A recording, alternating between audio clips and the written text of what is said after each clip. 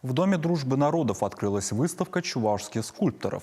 Ее подготовили студенты и выпускники Чувашского педуниверситета имени Яковлева. Свои работы наравне с мастерами представили и начинающие. Всего 30 уникальных композиций из металла, дерева, пластика и бетона.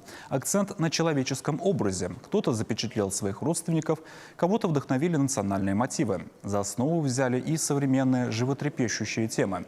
Мастера воплотили в гипсе историю украинской бабушки с советским флагом.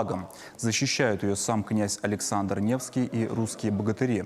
Есть работы, посвященные нашим знаменитым землякам, например, Льву Куракову. Он величественно восседает на кресле и гладит хищного зверя. Рассмотреть творение чувашских скульпторов можно в Доме дружбы народов до конца ноября. Конечно же, мы всегда ждем, торопимся, и целый год, конечно же, у нас обдумывается в голове, что же, какой же образ в следующий раз мы воплотим. Или в камень, или в дерево, или в глину, или что-то такое.